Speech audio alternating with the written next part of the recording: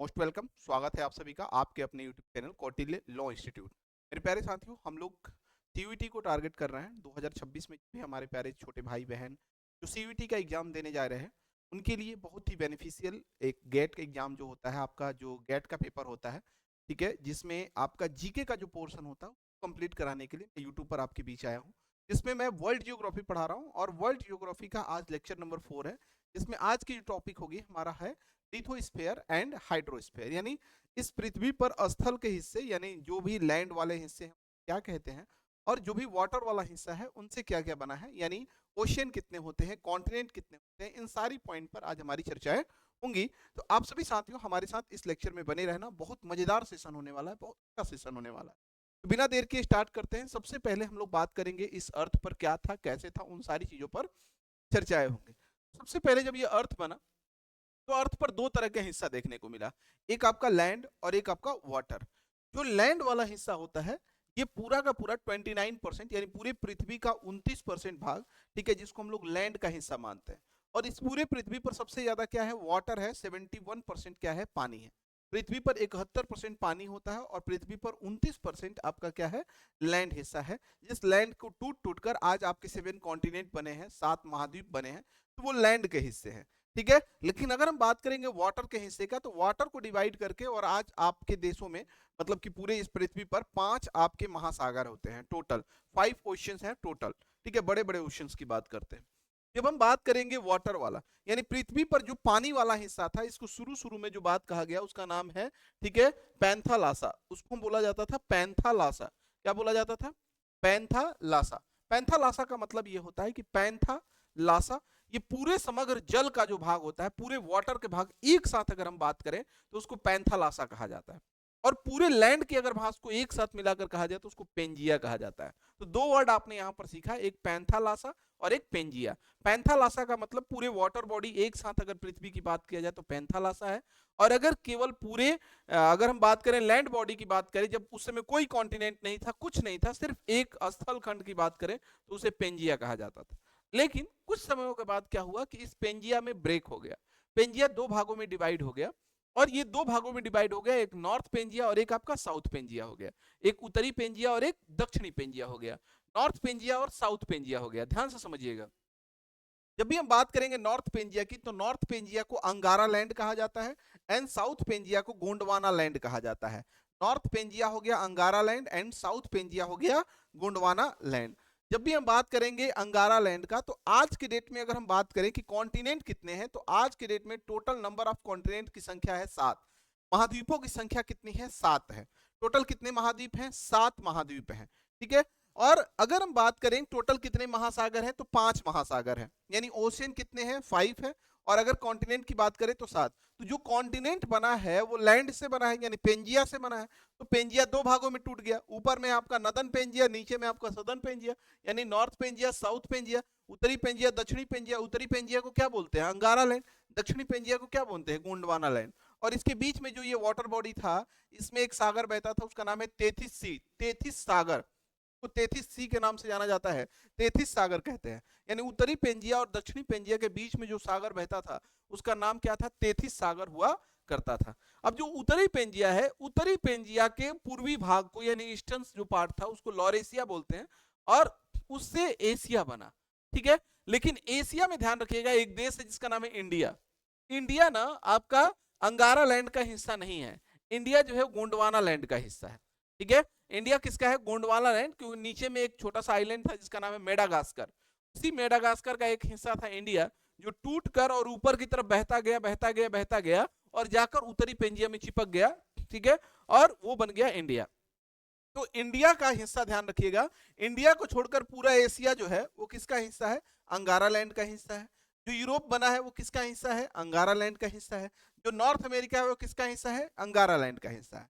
और बाकी के जो 3-4 कॉन्टिनेंट है, जो हम बात करेंगे अफ्रीका की, ऑस्ट्रेलिया की, अंटार्कटिका की और सदर्न अमेरिका की, यानी साउथ अमेरिका की, ये 4 के 4 कॉन्टिनेंट जो है वो आपके गोंडवाना लैंड के हिस्सा है। साथ ही साथ ध्यान रखिएगा इंडिया किसका हिस्सा है, गोंडवाना लैंड का हिस्सा है। जबकि आज के डेट में इंडिया कहां है, तो इंडिया ऊपर में है, किसके साथ है, अंगारा लैंड के साथ चला गया। ठीक है। तो पहले वो जो था गोंडवाना लैंड का हिस्सा था, लेकिन टूटकर जब धीरे धीरे मेडागास्कर से ऊपर की तरफ फ्लो होता गया और ऊपर बहते बहते बहते बहते जाकर वो एशिया में क्या हो गया है, चिपक गया, यानी एशिया का हिस्सा बन गया इंडिया। लेकिन शुरू में एशिया का हिस्सा इंडिया नहीं था। ठीक है। तो ये आपने एक चित्र देखा जिसमें आपने पेंजिया के बारे में देखा, पैंथालासा के बारे में देखा। पेंजिया टूट के कैसे कैसे अब अलग अलग क्या हो गया, कॉन्टिनेंट के रूप में बन गया। तो जरा एक चीज अब यहाँ पर समझेंगे कि कॉन्टिनेंट क्या होता है, आइलैंड क्या होता है, इन सब चीजों के बारे में। तो देखो, अगर कोई भी अगर लैंड अगर बड़ा है, कोई भी अगर लैंड क्या है, बड़ा है, ठीक है, और इसके चारों तरफ वाटर है, अगर कोई भी लैंड बड़ा है और इसके चारों तरफ क्या है, वाटर है, इसको हम लोग बोलते हैं कॉन्टिनेंट यानी महाद्वीप। ये हो गया आपका कॉन्टिनेंट यानी महाद्वीप हो गया। ठीक है। लेकिन अगर अगर यही छोटा सा है, अगर यही छोटा है और इसके चारों तरफ पानी है, इसके चारों तरफ पानी है, तो वो आइलैंड हो जाता है, यानी द्वीप बोलते हैं उसको। तो वो हो गया आपका, वो हो गया आपका आइलैंड, यानी ये हो गया आपका द्वीप। तो दो तरह का पॉइंट हो गया, एक महाद्वीप और एक हो गया द्वीप। महाद्वीप का मतलब बड़ा, द्वीप का मतलब छोटा, दोनों का मीनिंग एक ही है। बड़ा हो, चारों तरफ से पानी हो, महाद्वीप कहेंगे। महाद्वीपों की संख्या कितनी है, 7, और द्वीपों की संख्या कितनी है, तो ये तो अनकाउंटेबल है। लेकिन ध्यान रखना है कि द्वीपों वाले सबसे ज्यादा देश इंडोनेशिया में सबसे ज्यादा आइलैंड।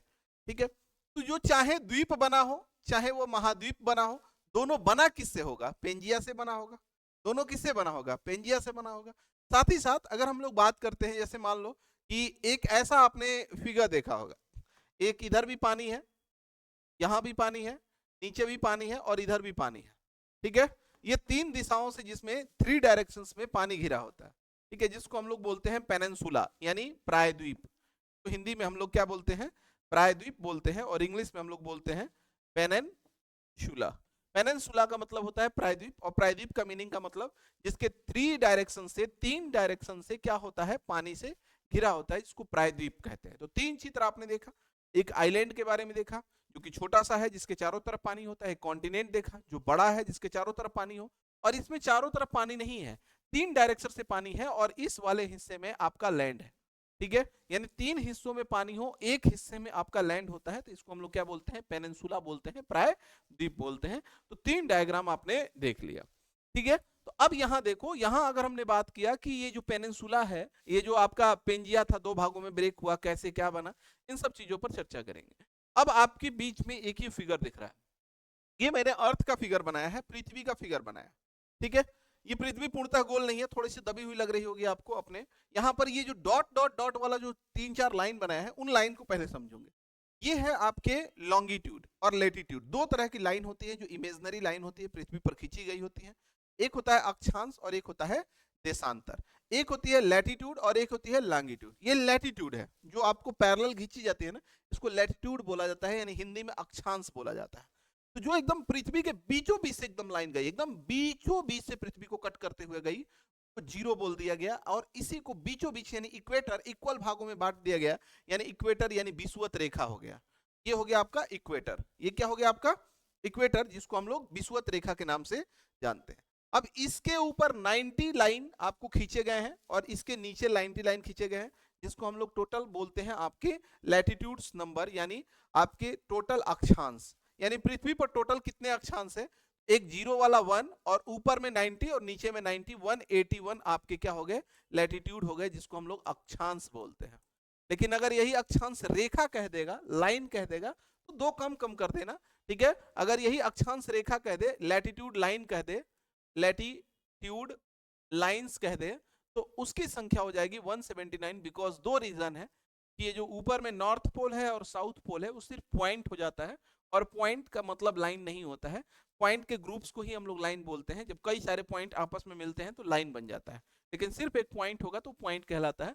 तो ऊपर में 2 पॉइंट यानी नॉर्थ पॉइंट और साउथ पॉइंट को अगर साइड कर दो, तो टोटल लाइंस की संख्या आ जाएगी 179। एक तो नॉर्मल लॉजिक थी समझने की। अब अगला बात समझ, इसमें से कुछ इंपॉर्टेंट लाइन आपके एग्जाम के लिए बड़ी फेमस होते हैं। एक अगर हम बात करेंगे, ये जीरो है तो ऊपर वाला नॉर्दर्न हेमिस्फीयर हो गया, यानी उत्तरी गोलार्ध हो गया, नीचे वाला दक्षिणी गोलार्ध हो गया। अगर ये जीरो है तो इसके ऊपर वाला जो गोलार्ध है, गोला का आधा है, इसको हम लोग उत्तरी गोलार्ध बोलेंगे, नॉर्दर्न हेमिस्फीयर। ठीक है। और नीचे वाला हो जाएगा सदर्न हेमिस्फीयर, यानी दक्षिणी गोलार्ध हो जाएगा। अब ध्यान देना, कि अगर नदन हेमिस्फीयर में दो लाइन, एक आपका ट्रॉपिक ऑफ कैंसर जिसको हिंदी में बोलते हैं कर्क रेखा, ठीक है, ये कर्क रेखा है, और इसके जस्ट ऊपर जाओगे तो ये 66.5, ठीक है, यानी 66.5, इस पर जो है वो आर्कटिक सर्किल है। ऊपर आप लोग नाम भी सुने होंगे, आर्कटिक ओशन है। तो ये 23.5 हो गया और ये 66.5, दोनों को जोड़ोगे तो 90 आ जाएगा, और ऊपर में 90 है जिसको हम लोग नॉर्थ पोल के नाम से जानते हैं। जस्ट ऐसे ही सदर्न हेमिस्फीयर यानी दक्षिणी गोलार्ध की बात करें तो 23.5 पर आपका ट्रॉपिक ऑफ कैप्रिकॉन है, जिसको हिंदी में मकर रेखा बोलते हैं, तो हम लोग बोलते हैं मकर रेखा, और इसको हम लोग बोलते हैं कर्क रेखा, कर्क रेखा। तो देखो कर्क रेखा किस गोलार्ध में है, उत्तरी गोलार्ध में है, और मकर रेखा किस गोलार्ध में है, दक्षिणी गोलार्ध में। हालांकि हम लोग एक अलग से टॉपिक पढ़ेंगे लॉन्गिट्यूड लैटिट्यूड, बस अभी यहाँ थोड़ा सा समझ लेते हैं। तो अब देख लो जरा, नीचे में है अंटार्कटिक सर्किल, ये भी हो जाएगा आपका 66.5 पर, यानी 66.5, और नीचे में हो गया आपका साउथ पोल हो गया। अब मैं इसलिए बताया क्योंकि इसके बीच में ना कुछ लैंड्स फंसे हैं, और उन लैंड को हम लोग कॉन्टिनेंट के नाम से जानते हैं। अब देखो जरा, यहां पर आपको ये पूरा एक इमेज दिख रहा है, यहां पर एक आपको कॉन्टिनेंट दिख रहा है, यहां पर एक कॉन्टिनेंट दिख रहा है, यहां पर एक कॉन्टिनेंट दिख रहा है, यहां दिख रहा है, यहां दिख रहा है। मैं नंबरिंग करता हूं जरा कॉन्टिनेंट्स की, और आपको बहुत इजी वे में याद कराऊंगा। सबसे पहला कॉन्टिनेंट ये है, एक नंबर, इसका नाम क्या है, एशिया। 2 नंबर है आपका ये अफ्रीका, ठीक है। 3 नंबर है ये आपका नॉर्थ अमेरिका। ये 4 नंबर हो गया आपका साउथ अमेरिका, ठीक है। 1 नंबर आपका एशिया हो गया, 2 number Africa, 3 number north America, 4 number south America. 5 number की बात करें तो ये हो गया अंटार्कटिका, ठीक है। और 6 नंबर की बात करें तो ये हो गया यूरोप, एंड 7 नंबर की बात करें तो ये हो गया आपका ऑस्ट्रेलिया। तो टोटल कितने कॉन्टिनेंट हो गए, 7 कॉन्टिनेंट हो गए। महाद्वीप कितने हैं, 7 महाद्वीप है। इजी वे में याद हो जाएगा। पहले नंबर पर थोड़ा सा ना, इस आप मान लो कि ये मैं ही हूं मैप, और मैं वर्ल्ड ग्लोब हूं, या जो भी है, मैं विश्व का मानचित्र हूं। अब मेरे हिसाब से यहां पर जो था वो कौन था, एशिया था। देख लो यहां पर कौन था, एशिया था, और ये बीच में कौन है, अफ्रीका। तो ये एशिया, ये अफ्रीका, इधर कौन है, नॉर्थ अमेरिका, उसके बाद साउथ अमेरिका, ठीक है। Asia, Africa, north America, south, ठीक है। Asia, Africa, north America, South America, और नीचे में कौन है, अंटार्कटिका, नीचे में अंटार्कटिका। तो 5 हो गए। और ऊपर में कौन था, यूरोप। देखो ऊपर में सबसे पहले कौन है, यूरोप, ऊपर में कौन है, यूरोप, और इधर साइड में कौन है, ऑस्ट्रेलिया। तो देखो जरा, 1 नंबर पे क्या बताया, Asia, 2 number Africa, 3 number north America, 4 number south America, 5 number नीचे अफ्रीका, ठीक है। 6 number Europe, 7 number Australia. 1 number Asia, 2 number Africa, 3 number north America, 4 number south America, 5 number Antarctica, 6 number Europe, and 7 number Australia. एकदम ऐसे mind में fit हो जाना चाहिए। अगर आप ऐसे फिट कर लिए तो ये कहानी सेट हो जाएगी। लेकिन ये जो मैंने आपको कॉन्टिनेंट का जो नंबरिंग बताया, ये नंबरिंग क्यों बताया कि 1 2 क्यों सर, क्यों नहीं आपने नॉर्थ अमेरिका शुरू कर दिया। ये एरिया के हिसाब से था, क्षेत्रफल के हिसाब से। क्षेत्रफल के हिसाब से ये 7 कॉन्टिनेंट का शेप बता दिया आपको, यानी बाय एरिया, यानी अगर एरिया के हिसाब से हम लोग देखें, क्षेत्रफल के अनुसार, ठीक है, क्षेत्रफल के अनुसार अगर हम लोग कॉन्टिनेंट की साइज को देख लेते हैं, तो आप क्या बताओगे, फर्स्ट नंबर पर कौन हो गया, तो फर्स्ट नंबर पर सर एशिया है, सेकेंड नंबर पर कौन है, अफ्रीका है, एंड थर्ड नंबर पर नॉर्थ अमेरिका है, एंड फोर्थ नंबर पर हो जाएगा आपका साउथ अमेरिका हो गया, एंड फिफ्थ नंबर पर कौन हो जाएगा, फिफ्थ नंबर पर हो जाएगा अंटार्कटिका होगा, एंड सिक्स नंबर पर हो जाएगा आपका यूरोप, एंड सेवेंथ नंबर पर हो जाएगा ऑस्ट्रेलिया, ठीक है, ऑस्ट्रेलिया। लेकिन ये जो आपको मैंने नंबरिंग लिखा, ये किसके बेस पर लिखा है, एशिया मतलब कि एरिया के बेस पर। यही अगर मैं आपसे पॉपुलेशन के बेस पर पूछता, पॉपुलेशन के बेस पर पूछता, यानी जनसंख्या के आधार पर, जनसंख्या के अगर बेस पर पूछता, तो आपका आंसर बदल जाता भाई। अगर यही मैं आपसे पूछता कि जनसंख्या के बेस पर, तो फर्स्ट नंबर पर हो जाता आपका एशिया, सेकेंड नंबर पर अफ्रीका। यहां तक तो ठीक था, यहां तक ठीक था, फर्स्ट नंबर पर एशिया, सेकेंड नंबर पर अफ्रीका, एंड थर्ड नंबर पर चेंज हो जाएगा, थर्ड नंबर पर सीधे यूरोप कूद के यहां आ जाएगा, यानी यहां पर आ गया यूरोप, ठीक है, यहां पर कौन आ गया, यूरोप आ गया। फोर्थ नंबर पर अब एज इट इज आ जाओ, North America, North America, 5th number पर South America, and 6th number पर हो जाएगा आपका ऑस्ट्रेलिया। 6th नंबर पर हो जाएगा ऑस्ट्रेलिया। एंड अंटार्कटिका जो यहाँ पर लिखा हुआ है, इस अंटार्कटिका पर पॉपुलेशन नहीं रहती है, यानी यहाँ पर कोई इंसान जिंदा नहीं, मतलब इंसान रहता ही नहीं है। वहां पर जीवन है कि नहीं है अभी ये आगे की बात है, लेकिन यहाँ पर अभी के डेट में कोई इंसान नहीं रहता है। यानी सबसे कम पॉपुलेशन कहाँ पर है? ऑस्ट्रेलिया पे। और कहाँ पॉपुलेशन नहीं रहती है? अंटार्कटिका पर। यानी पॉपुलेशन वाले को टोटल कॉन्टिनेंट कितने हैं? 6 है। और एरिया के हिसाब से टोटल कॉन्टिनेंट कितने हो गए? 7 हो गए। तो अब आपको सीक्वेंस भी याद हो गया, एरिया तो एकदम बिल्कुल नहीं भूलेगा। 1 2 3 4 5 6 7, ठीक है। जब भी हम बात करेंगे पॉपुलेशन का तो 1 2 फिक्स है, 3 नंबर पर यूरोप को उठा लो, और 4 5 फिर लाइन से कर लो। North America, South America, Antarctica में रहता नहीं है, तो लास्ट कौन हो जाएगा? ऑस्ट्रेलिया हो जाएगा। इस तरीका से आपने कॉन्टिनेंट के बारे में देख लिया। ये 7 कॉन्टिनेंट है। ये सातों के सातों कॉन्टिनेंट किससे बने होंगे? पेंजिया से बने होंगे, ठीक है। इसको लिथोस्फीयर जो आप लोग पढ़ोगे, अभी अभी मैं ये नहीं पढ़ा रहा हूं कि ये जो बने हैं स्थल, मतलब कि जो कॉन्टिनेंट बने हैं वो किस तरीके के रॉक से बने हैं। इग्नियस रॉक क्या होता है, मेटामॉर्फिक रॉक क्या होता है, सेडिमेंट्री रॉक क्या होता है, इन सब चीजों के बारे में आगे की क्लासेस में होंगी। लेकिन अभी बस आप ये समझ लो कि कॉन्टिनेंट कितने हैं, कैसे हुए, ठीक है।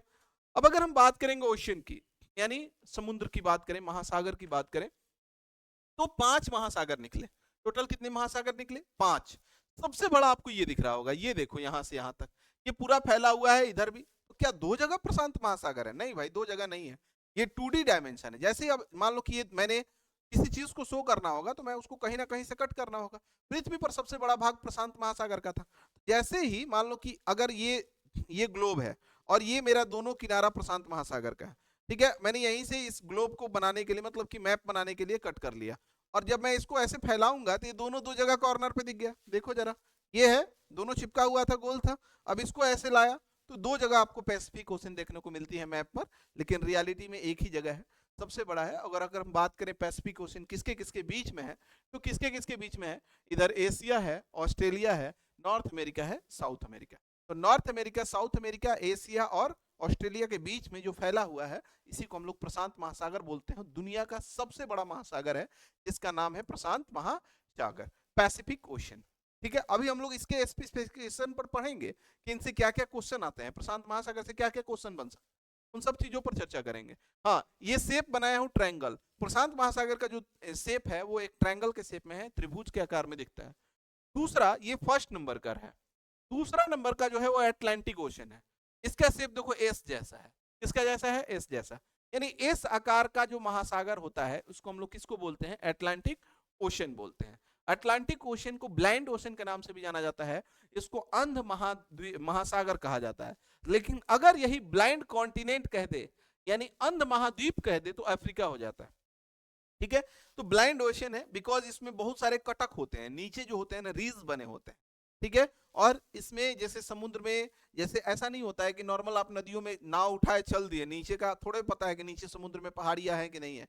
पहाड़ियां 2 तरह की होती हैं, एक तो जमीन से ऊपर निकल गए वो पहाड़ है, और एक समुद्र के नीचे भी पहाड़ियां होती है। तो जो समुद्र के नीचे पहाड़ियां होती हैं, और मान लो आप नाव लेकर चल दिए, जहाज लेकर चल दिए, पता चला उसमें जाकर आपकी जहाज की पेंदी टकरा गई, तो आपकी जहाज में छेद हो जाएगा और आपकी जहाज डूब जाएगी, तो आप मर जाओगे। इसलिए सबसे ज्यादा इसके अंदर पहाड़ियां देखने को मिलती है, रीज देखने को मिलती है, इसलिए इसको ब्लाइंड ओशन के नाम से जाना जाता है, अंध महासागर के नाम से जाना जाता है, जिसका शेप कैसा है? एस आकार का शेप होता है। अगर हम बात करेंगे यहां पर, ठीक है, तीसरा नंबर का जो है वो, सेकंड नंबर तो हो गया अटलांटिक हो गया, एंड थर्ड नंबर का जो है वो है आपका कौन? ऑस्ट्रेलिया। सॉरी, ऑस्ट्रेलिया नहीं, इंडियन ओशियन, जिसको हिंदी में हम लोग बोलते हैं हिंद महासागर। इसको हम लोग बोलते हैं हिंद महासागर, इंडियन ओशियन, हिंद महासागर। और इंडियन ओशियन हाफ है, देख लो, ये ऊपर से लाया नीचे, ऊपर से लाया नीचे, ये यहां से शुरू हुआ यहां तक खत्म, ठीक है। इसका यहाँ पर एक आइलैंड है मेडागास्कर, सबसे बड़ा इसका आइलैंड है, ठीक है। तो ये हो गया आपका इंडियन ओशन, यानी हिंद महासागर। हिंद महासागर के बारे में आपने समझ लिया। 3 महासागर आपने देखा, एक पैसिफिक ओशन जो कि सबसे बड़ा है, ट्रायंगल शेप में है। दूसरा आपने देख लिया कि ये अटलांटिक ओशन है, जिसको ब्लाइंड ओशन के नाम से जाना जाता है, ठीक है, जिसका शेप कैसा है? एस आकार का।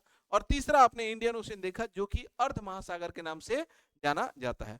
चौथा नंबर की जब हम बात करेंगे तो चौथे नंबर पर ये है, ये अटलांटिक ओशन। अटलांटिक जो होता है, अटलांटिक नहीं, अंटार्कटिक, नीचे में ऐसे भी अंटार्कटिका आपने पढ़ा ही था, इसका नाम ही है अंटार्कटिका ओशन, ठीक है। जो सदर्न ओशन के नाम से भी जाना जाता है, दक्षिणी महासागर भी इसको कहा जाता है। और ऊपर में है आपका, सबसे ऊपर में है, इसको आर्कटिक ओशन बोला जाता है, यानी आर्कटिक ओशन, आर्कटिक सर्कल भी आपने पढ़ा था यहाँ पर अभी थोड़ी देर पहले, और ये आर्कटिक ओशन के नाम से जाना जाता है। सबसे छोटा ये 4 नंबर का है, और ये हो गया आपका 5 नंबर का। सबसे छोटा महासागर कौन है? आर्कटिक है। और सबसे बड़ा महासागर कौन है?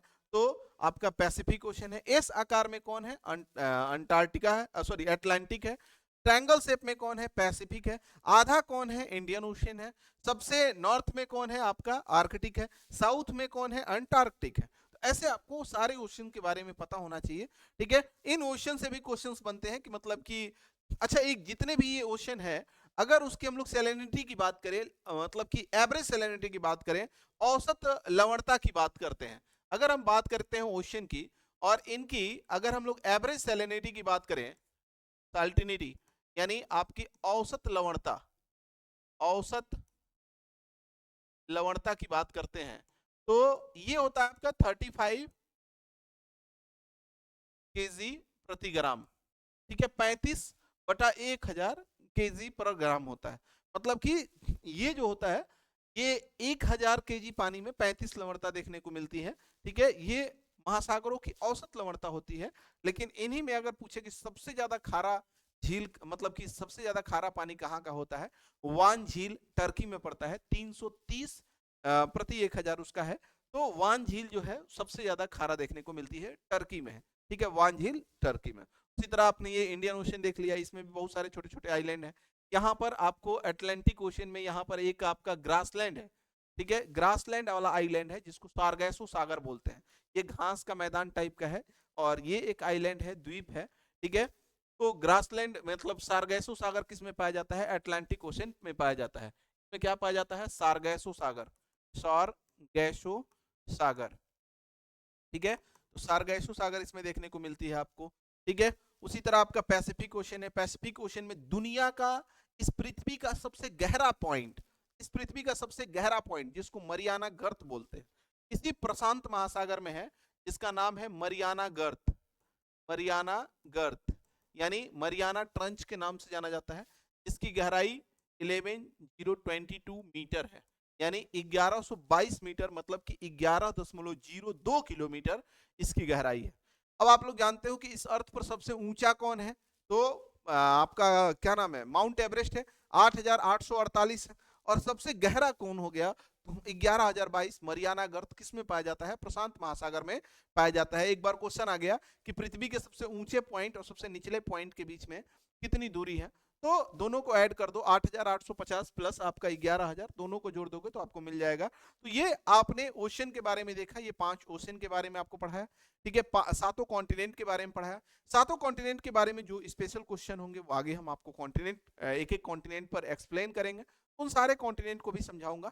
तब तक के लिए आपको ये बता दिया कि महासागर कितने होते हैं, इनका निर्माण कैसे हुआ था, उनकी औसत लवणता कितनी होती है, ठीक है। सारगैसो सागर कहाँ पाया जाता है, दुनिया की सबसे गहरी पॉइंट का नाम क्या नाम है, मरियाना गर्त कहाँ है, पैसिफिक ओशन का शेप कैसा है, अटलांटिक ओशन कैसे है, कॉन्टिनेंट कितने होते हैं, कॉन्टिनेंट पॉपुलेशन के बेस पर कितने हैं, और ये कॉन्टिनेंट आपके एरिया के बेस पर कितने हैं। तो इन सभी पॉइंटों को आज हमने आप इसको इस वीडियो पर मैंने आपको पढ़ाया। मिलते हैं फिर अगले वीडियो के साथ। तो प्यारे साथियों, अगर वीडियो अच्छा लगा हो तो अपने दोस्तों के बीच में शेयर करना, लाइक कर देना, शेयर को सेशन को सब्सक्राइब कर लेना, ठीक है। चैनल को सब्सक्राइब कर दो ताकि आपके लिए ये सीयूटी के एग्जाम में जब आप जनरल टेस्ट के पेपर में बैठो तो आपको किसी सब्जेक्ट से कोई प्रॉब्लम ना हो।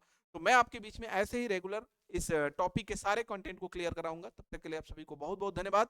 जय हिंद, जय भारत।